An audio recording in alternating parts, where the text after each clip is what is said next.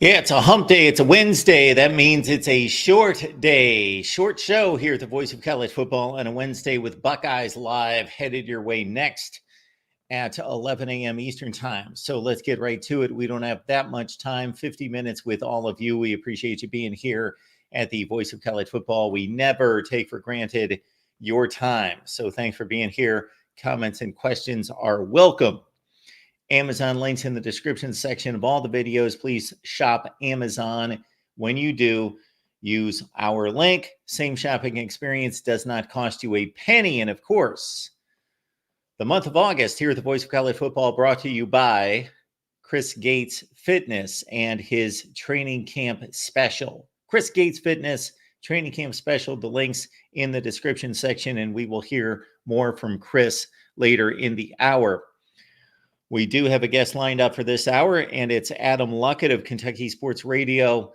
Chip Tranum, starting running back, out with a hand injury. We will find out more about that situation, backup running back, how that running back room looks at Kentucky, the progress of Brock Vandagriff, what might be one of the best wide receiving cores in the SEC, and possibly one of the best defenses in the SEC, and is Kentucky underregarded here, not in the top 25 thus far as we look at the preseason. You got a video that just released looking at top 10 teams that have dropped out of the AP poll, which has been many from the preseason on. Every season, there is a team in the top 10 that does not finish ranked. So who could that be? We took a look at the candidates. So check out that video that we posted. We're going to do the actual reverse of that later in the day. So be checking out the video that we are about to post, which will be looking at those teams that are currently unranked that could finish in your top 10. Yes, unranked to vault all the way to the final AP top 10. Who could that possibly be? Well, it's happened 28 of the last 30 years, an unranked team finishing in the top 10, which basically means they will finish 11-2. An unranked team right now. It's always a big Wednesday here at the Voice of College Football. Following our show right here, we've got Buckeyes live at 11 a.m. Eastern Time over on the Ohio State channel. We've got Florida State live at 6, Miami at 7, and the Mountaineer Locker Room show at 8 p.m. Eastern Time with host Frank Fear. So why don't we go to show names? So we've been piping this up forever, and we're on our 13th show at this point. So we'll let you know what we've got. Now, I would estimate that we've received 50 to 60 show suggestions. So we appreciate all those. I could only gather up 21. The reason for that is most of you didn't listen and you put the show names in the chat. But even in the comments section, at one point I saw these show names. And again, I estimated 50 to 60 of those. Unfortunately, most of those came through the chat. Therefore, we could not collect those show names. So let's see what we've got, and we will make a decision. So we did have a winner among the fan base here. And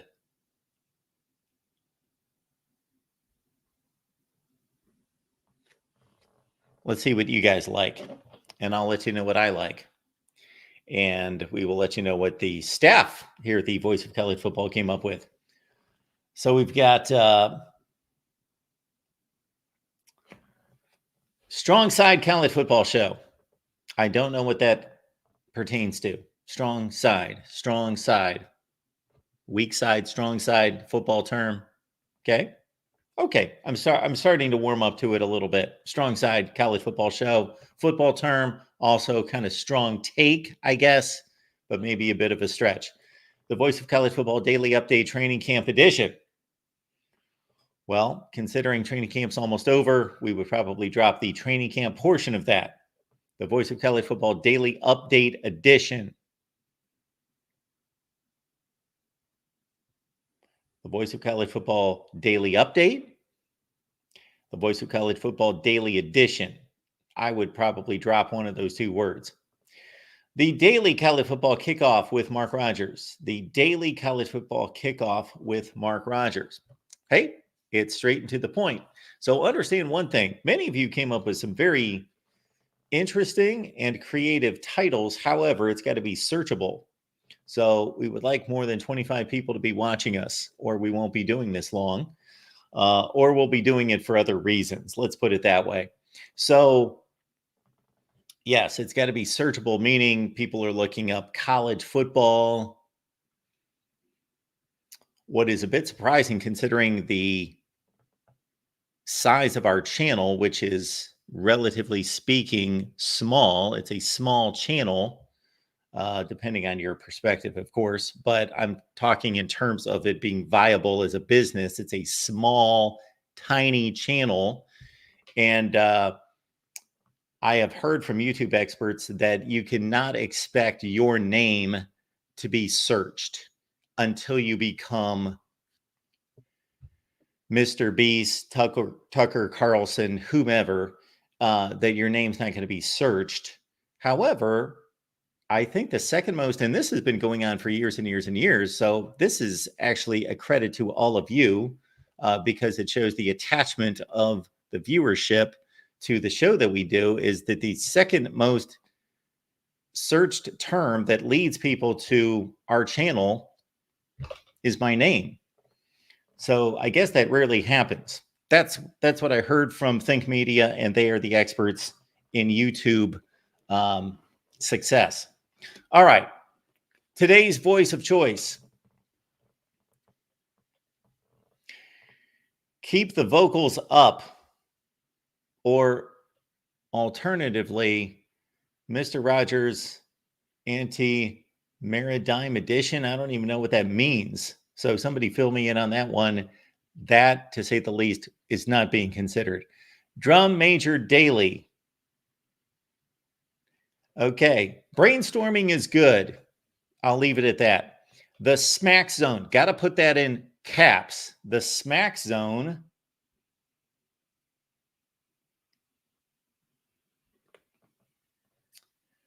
Of college football with Mark Rogers. Bring it tough, or don't bother calling in with a soft take. That is quite the title. That, in some respects, is my favorite. In some respects. However, it would take half my day typing that in every day. I guess I could copy and paste it. The Smack Zone of college football with Mark Rogers. Bring it tough, or don't bother calling in with a soft take. One criteria of titles for this show will be that I have to say it in one breath. I've got to be able to say it in one breath. And that was pushing it right there. Although there's not a whole lot that I can say in one breath at 10 o'clock in the morning. This is not my time. I think I've explained that before, but this is the best time to do this show. The Morning Voice, your voice daily. People taking off on the voice of college football, which I appreciate. The Morning Kickoff, the kickoff show, the end zone, the coach's voice. The other thing is I would have to look up all of these terms to see if they're being used elsewhere. We don't want to copy what anybody else is doing, which in a sense, by the way, at this point, I would think just about everything is being taken. All right. Our one guest today, again, we're going to talk some Kentucky football with Adam Luckett from Kentucky Sports Radio. But of course, we're also going to take your calls. I've got our buddy Christian Ballard stopping by. Christian, what's going on today? What's up, Mark? How you doing this morning? I am doing well. How are you? I'm good. I actually wanted to call in and talk about the the new AP Top 25 poll, if you're okay with that. I won't go into Absolutely. detail with every team, not every team, but I did have a question. So you look at the bottom half of the Top 25.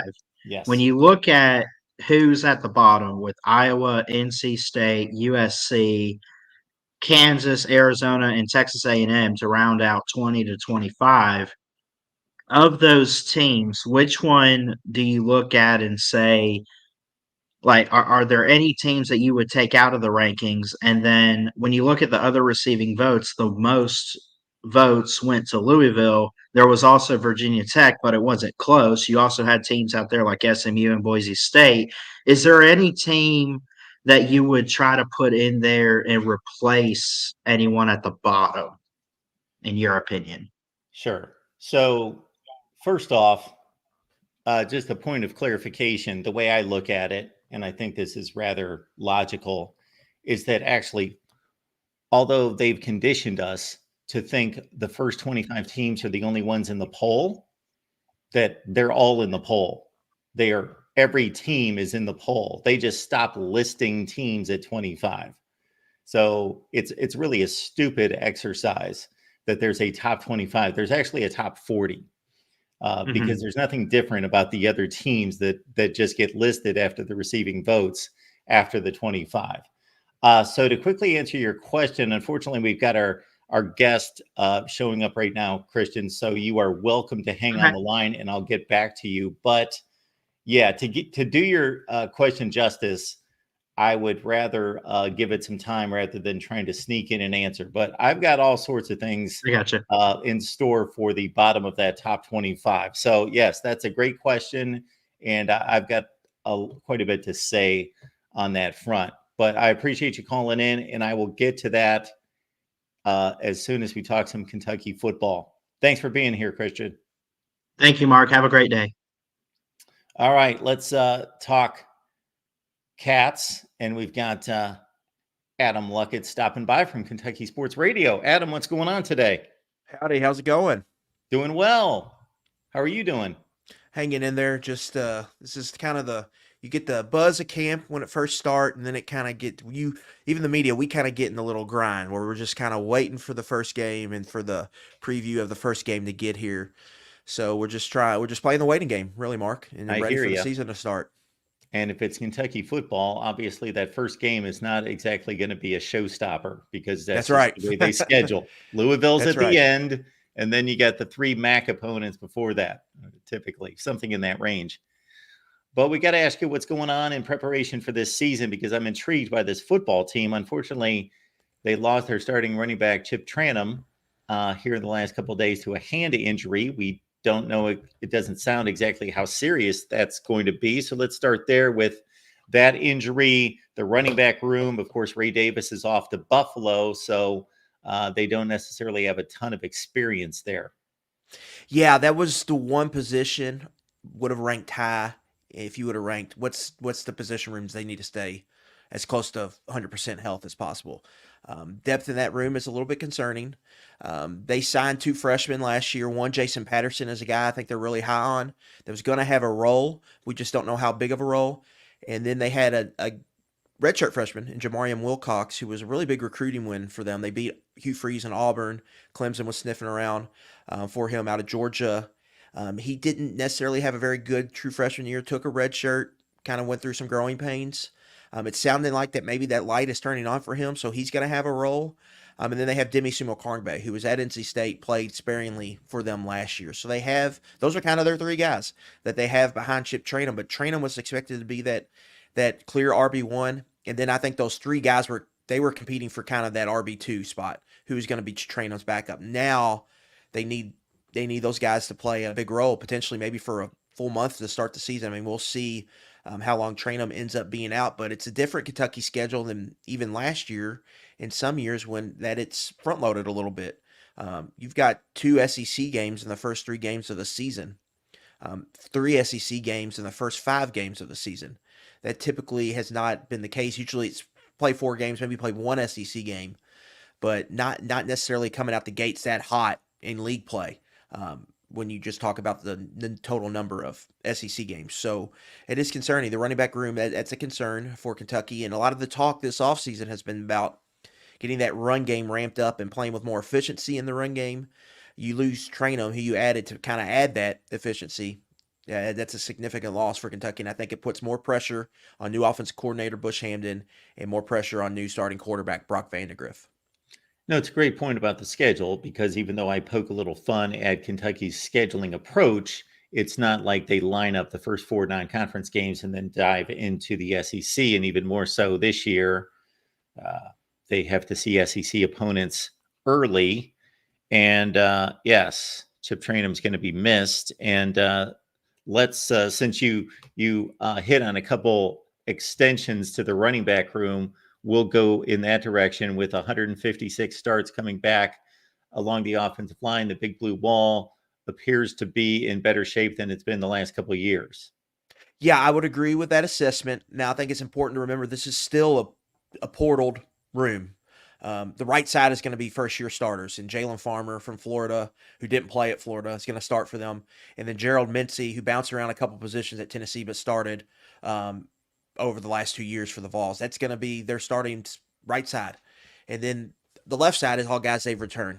Marcus Cox, a multi-year starter, is kind of an all-SEC guy at left tackle, and Eli Cox is a 4-year starter and Jagger at center, and Jagger Burton's going to be a 3-year starter at guard.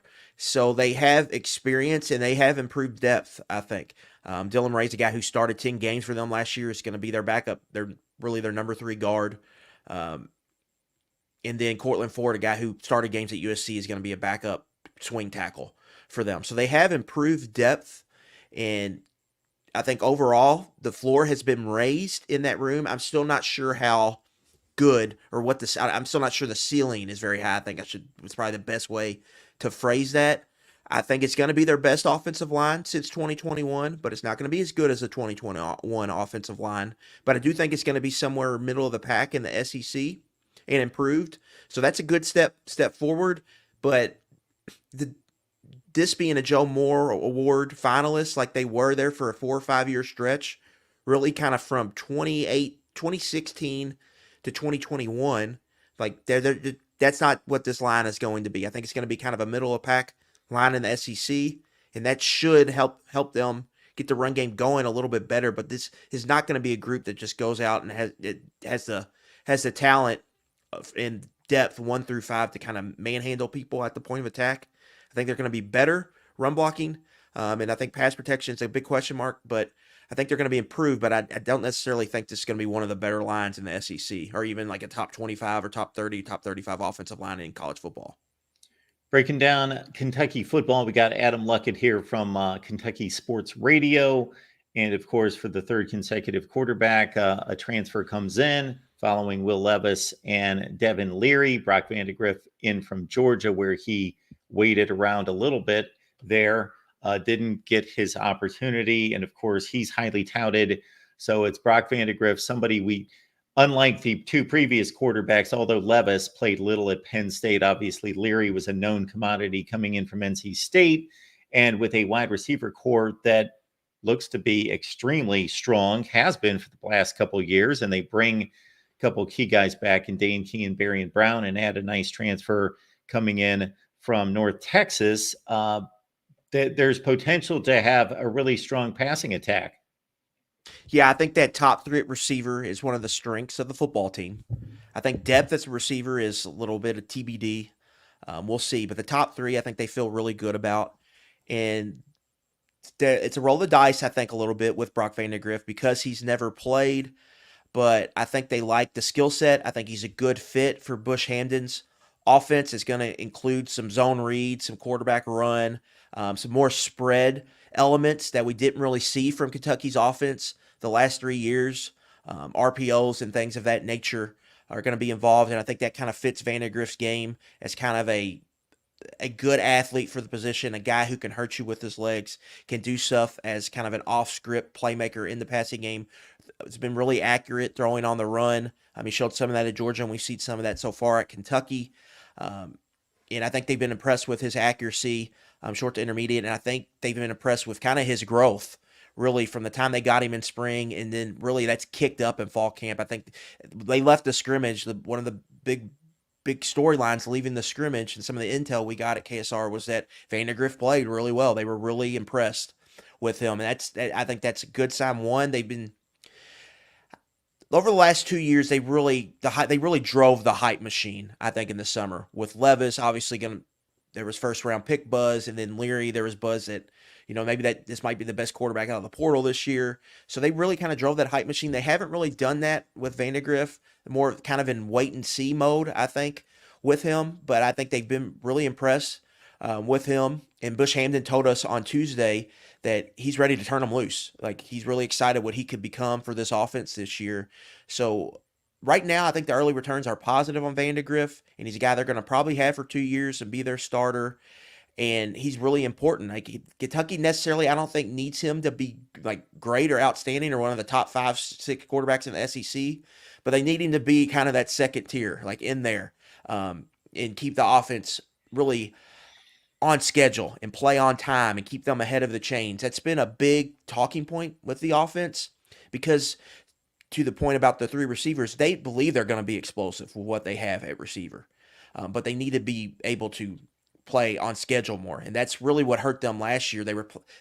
Efficiency was a big thing for them. They played behind the chains a ton, and they had some home run power, some explosive play power, but they were just playing behind the chains too much, and it did not allow them to play complementary football, which is where Mark Stoops wants to live. And so they want to get back to that kind of philosophy, to that kind of core identity of their program. And I think they think Vandegrift, the added QBA run element, is going to be a big part of this offense. And then his ability, I think, short to intermediate accuracy and keeping the offense on schedule. I think they're excited about what they've seen so far. So when you mentioned the element of the quarterback run being added back into the offense, is that more a Bush Hamden quality that he likes to bring, or is that more, let's take advantage of what Brock Vandegrift can do? That's, I think, Hamden. I mean, first thing he told us when he spoke with the media when he came, he said, QB run is essential. You have to have it. I expect my quarterbacks to get 3 or 4 first downs a game running the football, or 2 to 3 or 3 to 4 first downs a game running the football.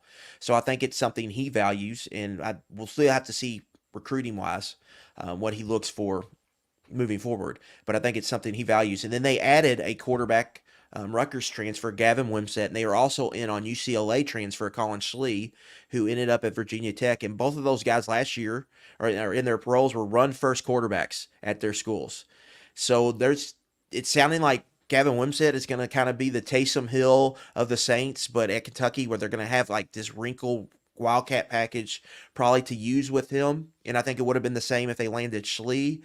So that's an added, I think, add-on to the offense, that they're going to run the quarterback and they're going to do some things with the QB run game to kind of, I think, help out the offensive line and to open things up potentially for the vertical passing game and the play-action passing game. That they want to have more diversify and have more variety, I think, to their rushing attack, and they're going to take advantage of the QB run. And I think that's a Hamden staple, because I don't think Vandegrift necessarily came here to be a running quarterback at all. I think the big sell for him, because he committed when Liam Cohen was still on staff, was to kind of play in a pro-style offense to get him ready for the NFL. Now, Kentucky's still they're still classifying themselves as a pro-style offense. They're just wanting to mix in more they call it college-friendly type concepts, whether it's running the quarterback or getting more spread sets or not huddling. Like not huddling and playing with more tempo is a big thing. And so they're kind of trying to find that, I think, correct balance right now. Jackson, as always, we appreciate you supporting our guests. So Jackson has dropped both the link to Adam's Instagram and also the X account is right there in the chat. So you can follow Adam extremely easy by just grabbing those links to Instagram and also to Twitter/X. We got Adam Luckett breaking down some Kentucky football for us. KSR, it's Kentucky Sports Radio, where you can find Adam. So let's look at the defense. Deion Walker's the star. De'Eric Jackson's the leading tackler who's returning. It looks to be a solid unit. I just looked at it on all 3 levels. Yeah, I think they're really excited what this defense could become. I think you look at all 3 levels, they have some legitimate star power. Deion Walker was named a first-team All-American by ESPN this morning. There's a lot of first-round draft buzz with him, maybe being the best defensive tackle in college football this year. They think he's a potential game changer. Then at linebacker, De'Eric Jackson has led them in tackles the last 2 seasons. I think he's probably one of the more underrated defenders in the SEC. And to join him, they added Pop Dumas-Johnson from Georgia, who was an All-American, first-team All-American in 2022, and kind of lost his starting job at Georgia to injury. He started the first 8 or 9 games for them. They had a younger guy they wanted to play, so they plug him in, and he's got, I think, for high-level potential. And that 2 running mate, I think that could be one of the best linebacker duos in college football. Then you go to the secondary. Maxwell Hairston was an all SEC selection, led the league in interceptions last year. He's a guy they feel really, really confident in. So you go through each level and you see they have some star power there. And then defensive line wise, they feel really strongly about their front. They've got a lot of seniors in that group, a lot of veterans that they like that have played a lot of football. And then J.J. Weaver kind of playing their outside linebacker spot. Feels like he's been here since the Reagan administration. Has played a lot of football for them. And then secondary, they return two upperclassmen starters at safety in Zion Childress and Jordan Lovett. They've kind of gone in the portal to kind of rebuild that cornerback room, so they feel better about their depth at corner. DJ Waller Jr., Michigan transfer, is probably going to end up starting for them eventually at the cornerback spot opposite Hairston. So they've got a lot of pieces on this defense, and I think it's a group they really, really feel confident in. And it's going to play some high-level football for them this season. Yeah, Weaver's been around like 7 years, right? Yeah. I think this is his 6th year. He was class of 2019. So, yeah, he's been around a long time. He's really been playing really full-time role since 2020. So, he's like a 5-year starter, essentially. Well, Adam, this time of year, everybody wants a prediction. Now, I got to assume that you're going to unveil that or maybe already have on your platform. So we'll direct people to your platform. But I'll talk a little bit more about expectations, let's say, when we put all this talent together. Of course, Mark Stoops could be the head coach at Texas A&M right now, but he is the dean of coaches in the SEC, and he's staying in Kentucky. And I think that says a lot. And he spoke at SEC Media Days, quite frankly, about we are proud of what we've accomplished here. We have lifted this program from being the laughingstock, the joke, not his words, mine, 3 wins a year, basically, to we're going 7-5, 8-4. They've actually had better seasons than that, obviously, in the last 5 or 6 years. But now, if you look at the last 5 or 6 years, they've kind of hit a plateau or a level, and he's talking about that's not good enough. We want to do more. When you look at this team, it looks pretty impressive on paper. The schedule is always going to be difficult in the SEC. I'm going to throw one figure at you, Adam, before I let you take off on the expectations among the fan base and others, would be that I've got a favorite stat here that is a favorite because I compiled it, and it's my creation of sorts, because I started to notice 6 or 7 years ago that these preseason publications are way too conservative with their picks. And so I started to look at how many teams elevate or decline at least 3 games from the previous season. And it shocked people. Every time I ask somebody and I say, how many teams do you think in college football elevated or declined at least in the Power 5? At least 3 games. I get guesses of usually 8, 10, 12, something in that range. 26 last year, and it's usually in the 20s. So out of 70, more than a third of the teams go from 6-6 to 9-3, or 2-10 to 5-7, or the other way. And it just doesn't seem possible when you look at last year's records.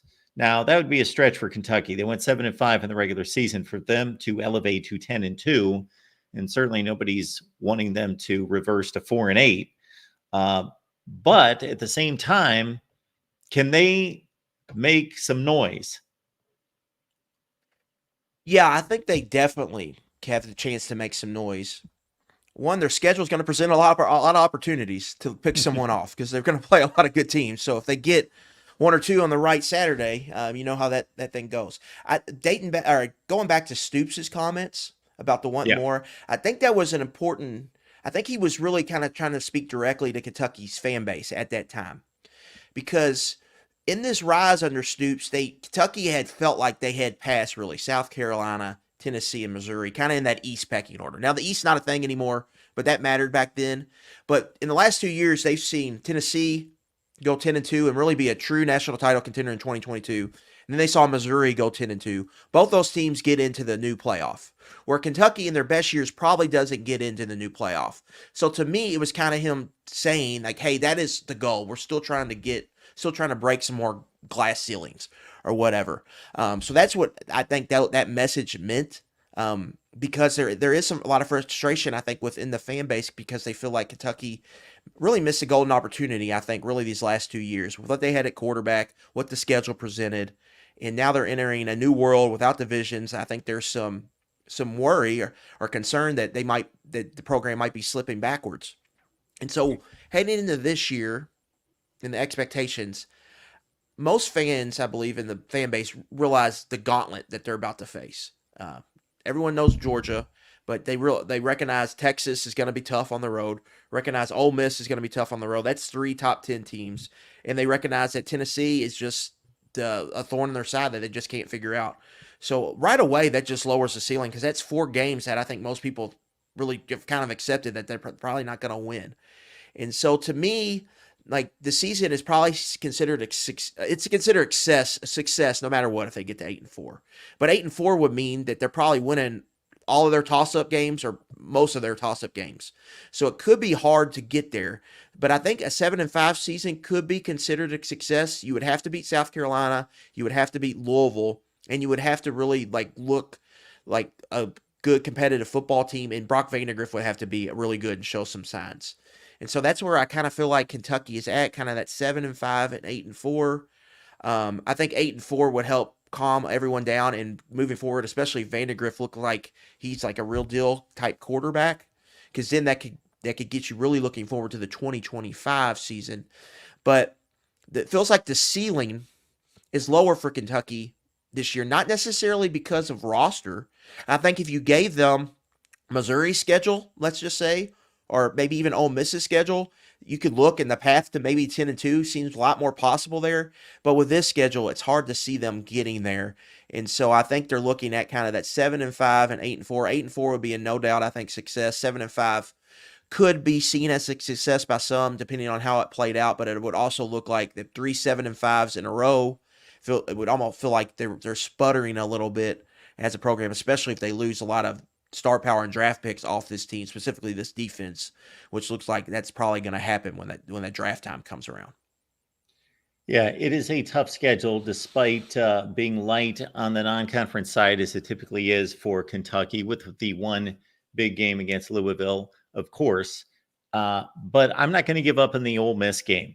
I'm not going to give up on that one. I know it's on the road, but I certainly saw this team, what was it, 2 years ago, drive into the red zone and should have won the game at Vaught Hemingway. And I know that this Ole Miss defense is better than that one, but still, I'm not necessarily going to give up on that one because we're going to see some upsets as we always do. And about 25% of the games in the top 25 each week are upsets.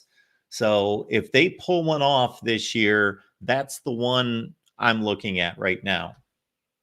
Yeah, I think important to point out, they played Lane Kiffin Ole Miss twice. 2020 and 2022. Both those games were decided last minute. The first one went into overtime, and the only reason the game ended was Kentucky missed an extra point. That's right. So they were right there. I think Kentucky ran for like 430 yards that game and lost. And so that was a bang game. And then 2022, you could argue they probably should have won that game. So you get one break either way in that game. Kentucky's 2-0. So they've played some down to the wire games there. So I think that will help. And I do think if you look at the two that are more likely to pick off, it's probably Ole Miss or Tennessee. And if you just get one of those and you take care of business elsewhere, then you're entering November or late November, and you're probably going to Texas in a really important game. And if that were to happen, I think Kentucky, that season would be seen as a really great success because then you're going, because of how the schedule sets up at the end, Mark, if you only have 2 losses after that Tennessee game, you handle Murray State, and you're playing Texas on November 23rd. I mean, that game has huge playoff implications for both sides because Texas is probably trying to secure a top seed, and Kentucky's like in that bubble talk. They're late. So if you're able to do that, I think that would matter too because a lot of this new era, I think for a lot of teams, everyone wants to make the playoff, but I think being in the conversation late in the year is going to matter for teams. Like if you're in the conversation with 2 or 3 weeks left in the play and like you're playing big, meaningful games against conference competition in November, I think that is a way to please your fan base because they feel like they matter and they feel like they're in the thick of the college football championship hunt for most of the year. And so for Kentucky in that aspect, if they were able to pull one of those off and just had 2 losses going to Texas, that would be, that would almost be almost like an A+ season. I think every Kentucky fan would sign up for that right now if they could lock that in. Yeah, Adam, as you well know, if you apply the college football playoff rankings to the last 10 years and look at a 12-team field, you're in at 10-2. Even if you get dragged Yeah. around the field by Texas and Georgia, Kentucky's in at 10-2. Anybody in the SEC and the Big Ten with those schedules, they're in at 10-2. That's the dividing line.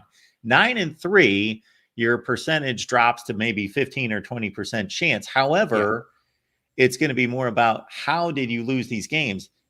If Kentucky's competitive against Texas and Georgia, lose those games, but play really, really strong against what are expected to be 2 of the top 3 or 4 teams in the country, then you've actually made bigger statements with those losses than 80-90% of the wins out there.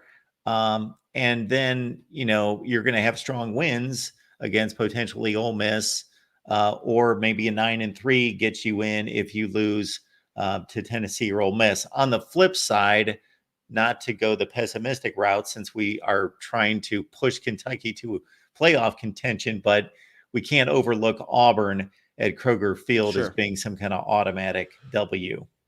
Yeah, and I think it's important to point out also Kentucky, in their last 10 home games against power conference competition, they are 3-7. Not 3-7 against the spread, 3-7 outright, 3 wins, 7 losses. So that's kind of another underrated storyline in the season. Like, they really need to get some good home wins. That's one thing that's really kind of gone wrong when you kind of look at the last 2 years where they have come up short. They've really come up short at home. They're going on the road and winning some games, but at home is where that's been really disappointing. So they need to win some home games, and that's a big part of this season. And that's a great point, because I consider that Kentucky home field advantage to be a bit under the radar, not necessarily counted among the best venues in college football, but I think it's an underrated, great home field environment when they're playing a big game against a Georgia or Florida, and they have some hope. We've seen it really rocking there at Kroger Field. Yeah, and it's not I don't necessarily think it's the fans' fault. Like, this is like the best environments really they've had consistently over the last 2 years. They've really created a fun place, especially in some of these night games. Just the team has come up short in some big moments, and so that is something that they have to get, and that's something that could really get people back on board if you could just win some of these big home games, which have escaped them. Not only big home games, just win home games against your peers in the league, and that's escaped them the last 2 years. Adam Luckett, Kentucky Sports Radio. You've got the X handle right there. Please track Adam's work right there. Adam, we appreciate you stopping by to break down some Wildcats for us. Appreciate it, Mark. Y'all have a good one. Good discussion on Kentucky football. We are so enamored and focused on the elites, and I enjoy the conversations with the hopefuls, and we will put Kentucky in that category. I think they've got a really good football team, and again, unfortunately, took the hit this week in fall camp with Chip Trainum going down with a hand injury, their number 1 running back. And as Adam pointed out, if that was a wide receiver injury or somewhere else, especially wide receiver, Kentucky would be able to absorb that much easier. So that being a bit of an issue with the Wildcats right now. Ferris mentioned, and of course, join, let's see, I'm losing track of my days. That would be Tuesday and Thursday with the Michigan Live shows on the Michigan channel at 8 p.m. Eastern time. But yes, this is actually something I've tracked. So I'm not just throwing numbers into the air saying that 25% of the games are upsets. So this is something I've tracked for 5 or 6 years. Looking at the top 25 games each week, which totals somewhere between 19 to 22 games every week, because there are bye weeks. And number 2, there are teams within the top 25 that play each other. So there are about 19 to 22 games within the top 25. It is like clockwork, folks. 4 to 5 of those games will be upsets every week. Now, there's a week here and there where there's only 2 or 3, but the majority of weeks, there are 4 or 5 upsets within the top 25. And I am not even counting 1 or 2 point spreads as being upsets, because to me, that's not a true upset. Yes, it's a Vegas line, technically an upset, but I'm talking 3 points and more as an upset, which I don't necessarily, as a football person, consider those to be upsets either. But technically, those are upsets, and that's where I've drawn the line. Field goal favorite upsets 20 to 25% of the time in the top 25 every week across college football. So if you like to put a dime on a game from time to time, number one, you'll want to be locked in here at the Voice of College Football, especially over the next few days. We're just waiting for some permissions to come through with YouTube, and we will be unveiling quite the proposal to all of you, quite the benefit to all of you here at the Voice of College Football. And again, that'll be here in the next few days, because we've produced everything we need to produce, and we are ready to unveil it, but we are waiting for YouTube permissions. But yeah, so if you are just looking to put a dime on a game and are looking for a money line upset, just look at the top 25 every week and say, well, Mark says that 4 or 5 of these games are going to be upsets. I just need to find them. We may be able to help you find them. So, but keep that in mind. So we had Kristen call in at the top of the show, and we definitely want to keep track of time here, because this is the one day in our Monday through Friday run here at the Voice of College Football in which we are up against the schedule. So Monday through Friday, typically 10 a.m. Eastern time, we are here. We go for an hour.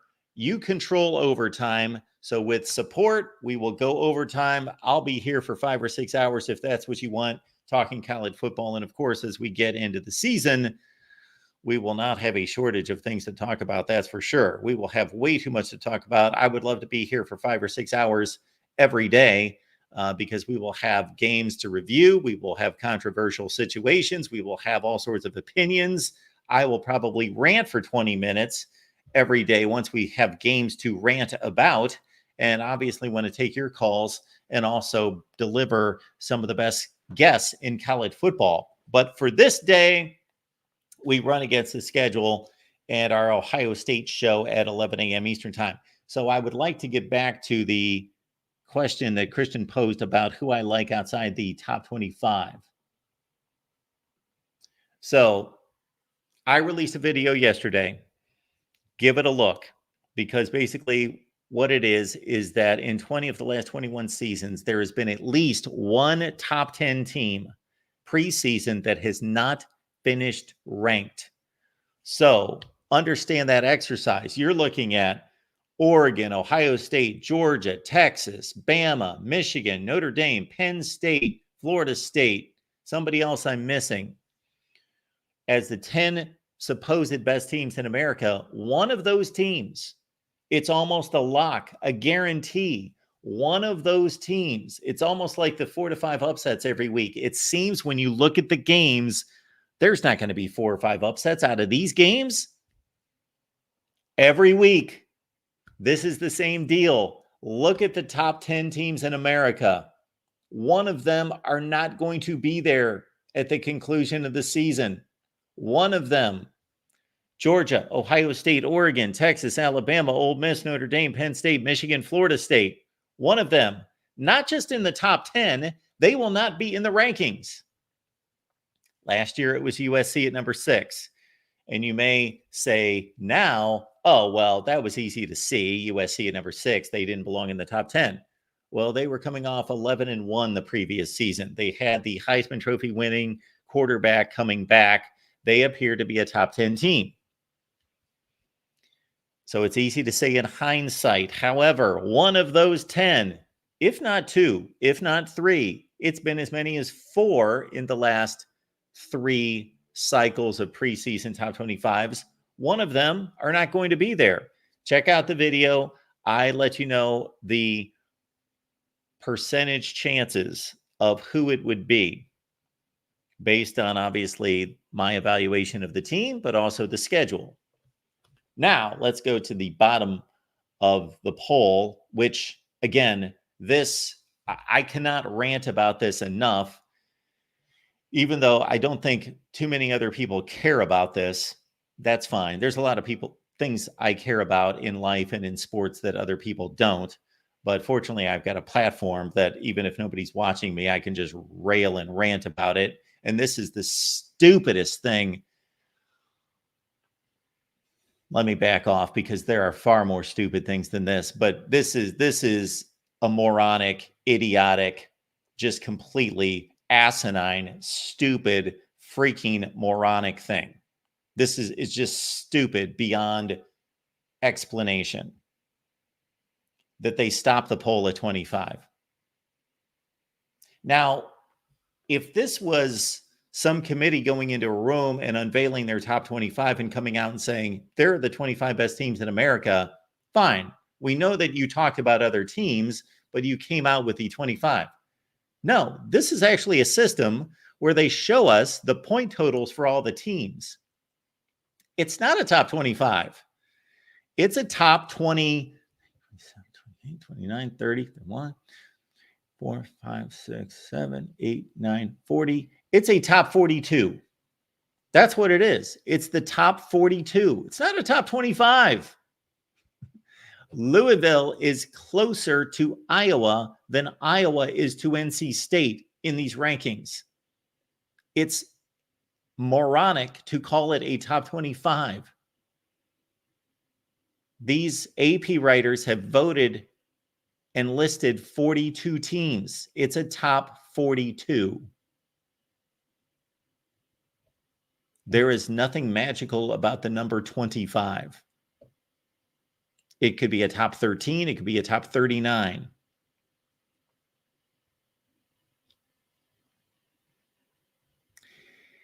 If I didn't have to endure a zillion moronic comments about why it's not a top 25, I would change the name of the top 25 that actually makes sense. And I would pick some kind of random number because 25 is a random number. It doesn't sound like a random number because we're accustomed to it. It's been ingrained in our brain. It's got to have 25 teams. You got to have top 25 teams. Why?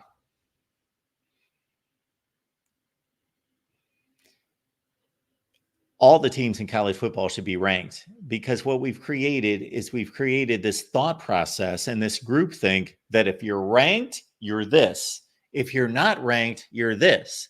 When in fact, there are 10 or 12 teams typically outside the top 25 that are just as good as the final few teams inside the top 25. Okay, let me get to Christian's question here. I don't think we have any questions or comments in the chat.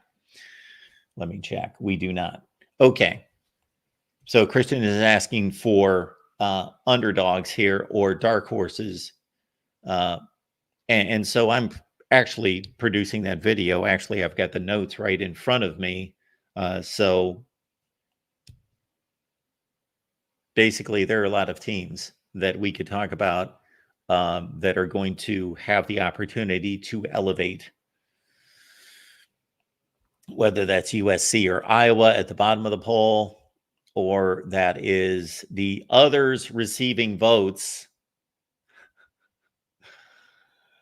Yeah, so I'm producing a video. It's out later today. I'll throw some of the teams that I considered.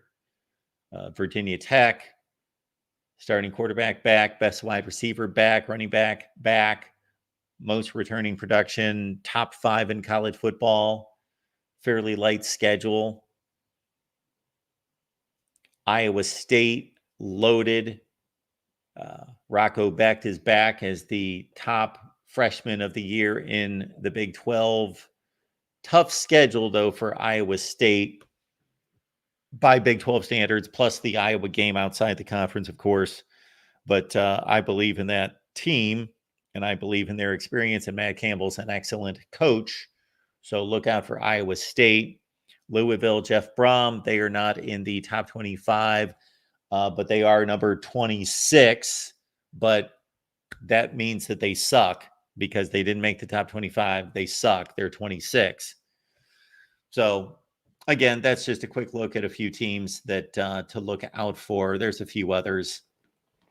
Again, looking at actually the team, but also looking at the record and the opportunity, because college football still has not fixed the scheduling process, nor have these conferences. The Big Ten may be doing, at least in terms of the format, the best job currently. The SEC and the ACC have historically produced the worst schedules. For all that the SEC has done correctly, which has been more than any other conference in modern college football history in regards to being visionaries and getting out in front of the technology and the trends of the college football fan, the SEC's approach to scheduling is idiotic. I don't know. Whoever's in charge of scheduling, whoever figured that out, should be fired immediately. And the people that forged the initial schedule back in 1992, meaning the original SEC split into two divisions when Arkansas and South Carolina joined, those people should have been fired immediately as well. It's just the schedules that are produced by the SEC and also the ACC. The SEC gets more attention because it means more. Because they've got better teams that compete for championships. But the ACC has botched scheduling for years and years and years and years and years and years as well. Those have been the two worst conferences when it comes to scheduling. The Big 12, by default, got it right for years because they had to play everyone. They only had 10 teams. They all had to play each other. So you can't screw that up when everyone plays each other. So the Big 12 is not genius in that sense. They just had teams leave, so they couldn't help it. They had to have everyone play each other for a 9-game season. The Pac-12 had a solid scheduling format as well. But the SEC, when it comes to scheduling, again, how you can be so brilliant and have so much ingenuity and be in front of college football in so many ways as the SEC has, with the advent of the championship game and all the things that the SEC has done in terms of marketing and branding and television and everything. The SEC has been the standard, way in front of everyone else. But when it comes to scheduling, the SEC screwed up for 30 years, and now their schedules suck again this year. They're terrible. And the ACC as well.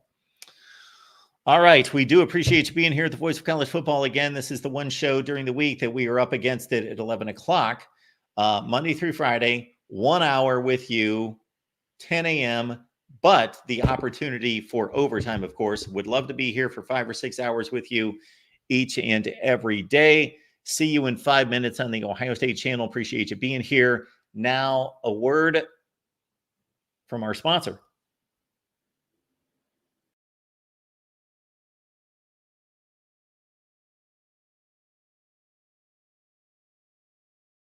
What's up, everybody? Chris here from Chris Gates Fitness and the online fitness training camp. Thanks for letting me pop in for a few seconds to tell you about what we got going on in training camp this month. And there's a lot happening, okay? The August program dropped just a few days ago. Everybody's getting into their August workouts, having a blast. The private group is full of discussion and chatter about people getting started, which I love to see. We're going to be doing weekly football pick'em here at the end of the month. That's when that starts. I'm going to be giving away free supplements to people who win that. I'm giving away a treadmill in September because we're doing a step count challenge as a group. All kinds of fun stuff coming, so I hope to see you there. Voice of College Football has a discount code, VOICE. You can still get a discount on your first month if you want to jump in. Would love to see you there. Talk to you in training camp.